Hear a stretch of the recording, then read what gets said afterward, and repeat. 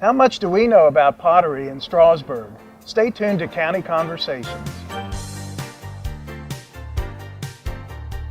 Welcome to County Conversations. I'm your host, Deborah Taylor, and today we're on location at the Strasburg Museum, and we're here to talk with John Adamson, the VP of Strasburg Museum, and with Bob Jolly, a regional archaeologist. Good afternoon, gentlemen. Thanks for having me out here today. Hi, Deborah. It's great to have you here. Hello. So tell me, what are we doing out here? You guys are doing some pretty cool stuff out here. Basically, we're doing an archaeological testing project. What we try to do is do a community-based archaeology, and our regional office is in Stevens City. Okay. And pottery sites are important for the region, so we thought that we'd do some testing here. We have a lot of pottery just in our region in general? Oh yeah, I mean, Strasburg was known as Pot Town. Really? Yeah, and we've done some work on potteries up in Frederick County, so we thought we'd come down here. Okay. Since it was a major production center even for Virginia. Yeah. Well, why did they pick right here outside the museum, which is pretty cool that the location's so near the museum, but why here to start this dig? It was a site of the Strasburg steam pottery, which was founded in 1891. Okay. And me and John went out and we sort of did a windshield survey of Strasburg potteries based on historic documentation that had already been synthesized and put together by Gene Comstock. Mm-hmm. And this site was sitting here. We actually found some pottery in the gravel parking lot. There's a grassy area right next to the museum that we can put test units in, and the Strasburg Museum Board voted enthusiastically to having archaeology done out here. So this is the first step towards doing archaeology in Strasburg on potteries. That's really neat how that worked out, how the museum, which had been a railroad, was originally an actual pottery location. Now, do you know why they actually built the pottery location here? Is it something in the soil, or why this was a good place for that? Well, it could be that it just was a conveniently available lot at the time. It was a pretty big establishment, but they also did excavate clay right in this area to make some of the pottery. Kind of clay-rich area. But really there's a lot of clay in various places around Strasburg. So we knew there were sites throughout town, as many as 7 or 8 of them, but this would be an easy, maybe a convenient first one to try. Yeah. How did you guys get brought together on this project? Well, a couple pottery sites have been brought to my attention through our office, through a Strasburg resident, Mike Kehoe. And they were brought to our attention when there was construction on site. So we knew that the potters were here, and instead of trying to salvage remains from a site during construction, right, it's always better to do archaeology in advance, where you're controlling what's coming out of the ground and where it is, so you can record it better and keep it safe too. It doesn't get destroyed while it's being dug up that bad. Correct. How long of a project is this going to be? How long will you guys be digging out here? Well, it's one step at a time. When you do a testing project, you don't know what you're going to find. Okay. So we completed one test unit this morning. We're going to record it, and then we're going to move to another location. And the area that we can work in, is sort of confined to a grassy strip here. Right. And there has been construction associated with the railroad, and on other pottery sites, you typically have, pottery that is thrown out, waster piles, which will tell you about, the range of pottery that the site's producing. Yeah. Also other things like the kiln furniture that's used to prop up the pottery. Different potters use different kiln furniture. And they'll find that. Yeah, we're hoping to find maybe some, new evidence or about how they were producing pottery here, and then tie that into historic records and also, known examples that are curated. Right. Well, before we take a break, let's talk about, you say you've started one test site today. Just give us an example of kind of what that's looked like so far, what you've found, or not what you found, but just kind of how quickly that goes. Just give me an overview of how that's going so far. We were actually pretty lucky. We got a one unit completed this morning. You finished as far as you're going to go, you mean, when you say completed? Yeah, we've actually hit subsoil. Okay. So all the cultural bearing levels that we've gone through. And it was basically a disturbed unit. There must have been an earlier parking lot here because we found some asphalt. We did find a few artifacts, a few pieces of pottery and some few metal artifacts. You did?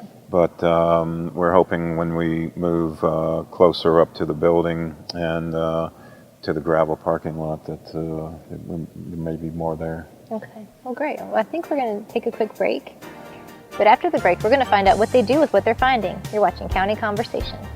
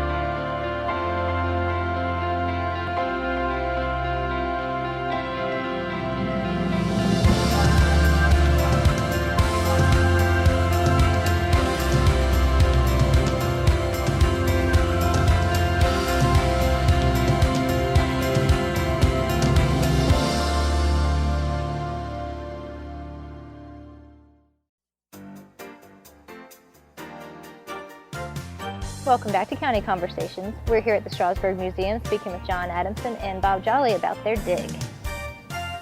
So guys, this test site that you've already started today, let's talk a little bit more about that. So do you just kind of shovel it into a bucket, or how do you start going through what you're excavating out of the ground? Well, we dig it in layers, cultural layers, and we do go and dig it out with shovel or with trowel, and then all the fill is screened through 1/4-inch mesh to recover any artifacts. Oh, so you dump it on a screen and just see what you kind of come up with there. Right. So what are you doing with what you are uncovering here today? Like you said, you found a piece of pottery. I think earlier we were talking, you found some money. So what happens? What are you going to do with that stuff? Well, basically, we bag it, and then we'll process it in the lab, wash it and clean it. And if we find enough material, we'll analyze it and maybe do a brief report on it if there's any significant information that was recovered from the ground. And what does that tell you about the time periods? What are you really looking for recording? Just trying to see what life was like during those years or time periods, or what does that news tell you, or what do the findings tell you? It just depends upon how much information we get out of the ground, the artifacts, whether or not it corresponds with historic records, what we already know about historic pottery in the Shenandoah Valley.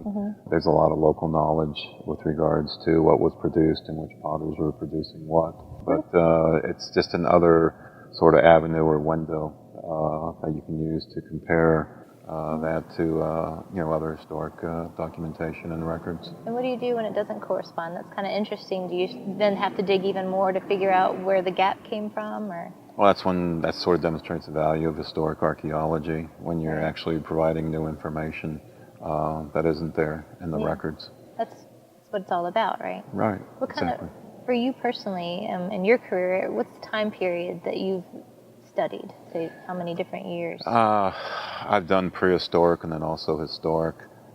Since I've been here about 19 years, it's been primarily historic because that's what the communities are interested in: Civil War sites, frontier sites, pottery sites.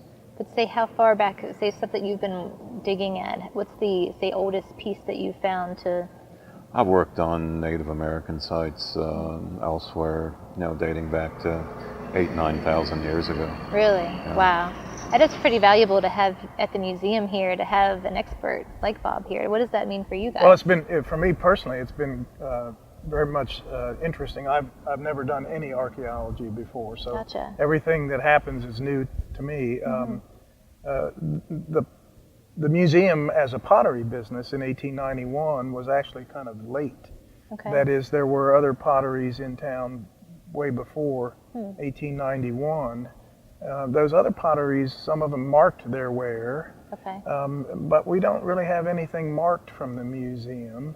So it would be interesting if we can find more about what they made, when it was made, the range of products, and maybe something about the techniques of how it differed from the smaller potteries in town. Yeah, definitely. Now, do you have volunteers coming in doing the actual digging? Would you like people coming in off the streets just to kind of check out what you're doing, or who do you actually have in the ground digging it up? It's a mixture. We have volunteers, some of which are already pretty skilled volunteers, avocational archaeologists, and we also have Strasburg Museum. The members? Several of the board members were here today, sifting through the excavated material for the first time in their lives. So it's been very interesting. Yeah, and you love history. That's why you're on the board, right? I mean, so now you can get your hands in it and know a little about that. Yeah. So you're actually taking the findings with you. Will anything make its way back to the museum from this, or it just depends on what you find? Yeah, it's property of the museum. It'll be returned to them. Oh, it will be. So you take it for recording, and then it'll come back here. And the professional analysis to help us understand what there is to be learned if we find enough material to warrant that. And maybe if we do, it'll stimulate interest of property owners who have other sites in town. Yeah. Really, the Strasburg pottery industry is well known but undocumented from an archaeological point of view. So it'll be neat to see if we can learn something. Yeah. Or if somebody, say one of our viewers, knows that they live on property that was rich in pottery at some point, or they've even possibly come across something and they know that it's genuine and not like trash that's been tossed there or whatnot. I mean, what should those people do? They contact you? Yeah, we could go out and record the site and maybe give them some additional information about it. Okay. And at least we get a record of where it is, and maybe get, usually property owners already know they're on those type of sites and they have found pottery. Right. And the other sites, most of the potters mark their wares. So, yeah, we'd be very open to going out and taking a look at those sites. Wonderful. Now, I know for you, the museum season's kind of coming to a close here soon, but when do you guys open back up? Well, the museum's open from May 1st to October 31st, 7 days a week. It's all volunteers. Right. And so we're almost at the end of that. But we'll continue this investigation as long as the weather is good and we're finding worthwhile results, I guess. Exactly. So there's no end date to this particular project? Not to the project. It's a testing project. We've reserved the time slot for this week to initiate it. And it just depends upon the results of the testing as to whether or not we come back out and expand the investigation. So if there's significant findings, then you'll definitely see. I've seen you've marked off about 3 different test areas. Right.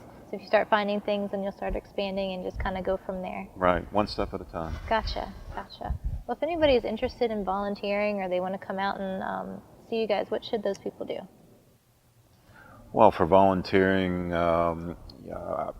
typically we can probably use maybe about 5 or 6 people on site. Okay. That's a possibility. In fact, one person came by this afternoon, but you don't want too many people on site. Gotcha. But in terms of having it, open to the public, in terms of having them come by, I think that is definitely something that can be, Okay. Sure, we'd love to have people come to the museum just to observe, and if they're really interested in volunteering, they can call me or they can call Bob. It's nice if they have experience, but it seems like, and my own self as a case in point, Bob can take new people and get some useful work from them as well. Just have a love of history and the willingness to work, right? Exactly. And I know you guys, like you said, you're volunteer run at the museum, so are you still looking for volunteers all the time? Yes, thanks. The museum is run only by volunteers, and it's hard to be open 7 days a week for those 7 months, without enough folks willing to come and be docents. It's a lot of fun, and I think the people who do it enjoy it quite a bit. And it's a nice community, and I guess this project is an example of kind of the interesting things that go on at the museum. It's not just old dusty things on shelves. No, this is very cool. It's fascinating, and I'm glad that you guys let us come out here and just see it in person. It's a lot different when you actually get to see it, and I got my hands in it a little bit earlier, feeling some of the clay. That's really cool. I appreciate you having us out here. Well, great. Thanks so much for coming. We're happy to have you. All right, thanks for coming. And I wish you the best of luck on this dig. I hope you found some really great stuff. All right, great. That'd be nice. And thank you for watching County Conversations. I'm Deborah Taylor, and I'll see you next time.